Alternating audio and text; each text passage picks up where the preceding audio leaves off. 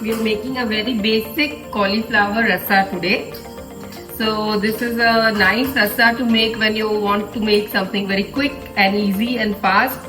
Tastes amazing with anything. It could be paired with rice, it could be paired with roti, it could be paired with bhakri, bread, whatever.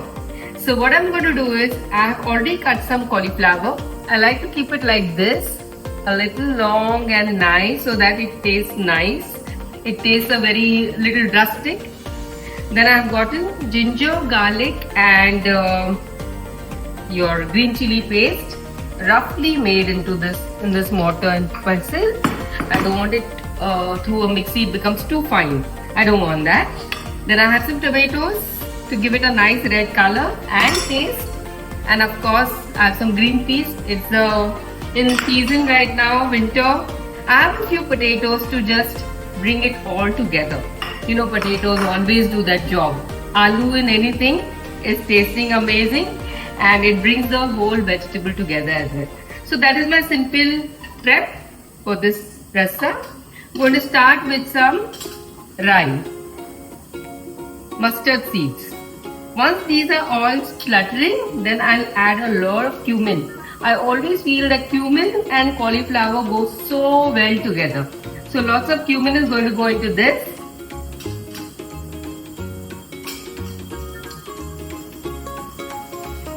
Once all of this starts spluttering, then I'll add the rest of the spices. A little bit of hing or asafoetida, turmeric powder, little bit of red chili powder, a little bit of the garam masala or goda masala, depends on you. I like to use the goda masala. Then in goes the green chili, ginger, garlic paste. Depends on you again, how spicy you like it. You can increase or reduce that. So once I stir fry this, I also want to add in the tomatoes immediately because I don't want it to burn off. I want the masala to remain intact. Not going to add too much of garam masala because it changes the color of the vegetable. I want it to be looking nice and red. So just going to cover and cook the tomatoes first before I add the cauliflower, the potatoes and the green peas. Once the tomatoes are nicely reduced, it's time to add the cauliflower and the potatoes.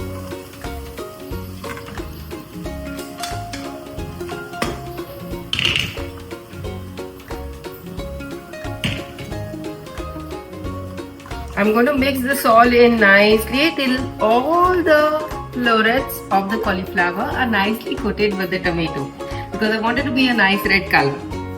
And once that's done, I'll cover it, cook it for some time and later I'll add some water. Besides the cauliflower rasa, which is cooking over here, getting ready, I'm also making a regular amti. Amti is kind of, we call it amti in Maharashtrian cooking.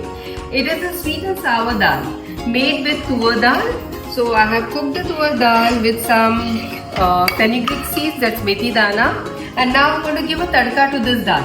I'm also going to add in some drumsticks and some fresh coconut, which is what gives it its lovely taste. So again, you give a tadka to it and then you add the rest of the ingredients.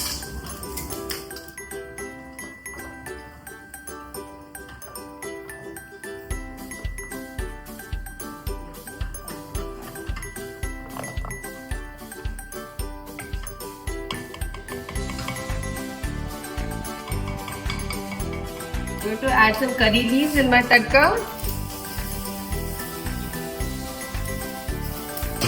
Just stir it in a little before I add in the dal. Have used very little oil. As you can see, there's hardly any oil. It's just enough to give it a tadka because we are keeping it healthy. Now I'm adding in the dal.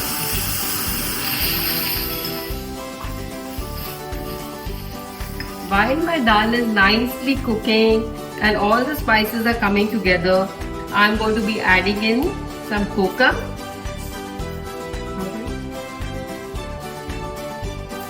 Coca gives it its nice sour taste and a little bit of jaggery to give it the sweet taste. So it's like a sweet and sour taste. Now all that remains to add into this is some coriander leaves, fresh, some coconut, again fresh, freshly grated, and I'll be adding drumsticks, salt, and it's ready. It just needs to boil nicely. So what I believe is when you make any kind of dal, add some water, cover it, and if you cook it for some time, let it boil very well. All the flavors come together and it tastes amazing. Roasted peanut powder, which is coarsely ground into this cauliflower to give it some body.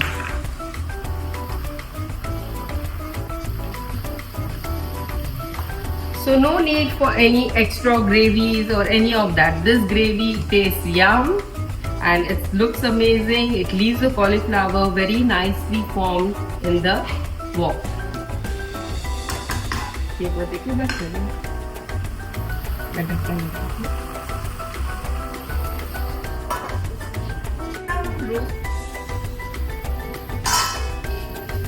It's nicely been simmering for about 5 to 7 minutes.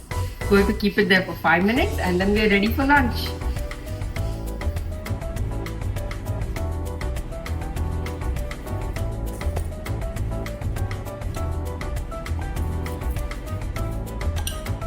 Okay.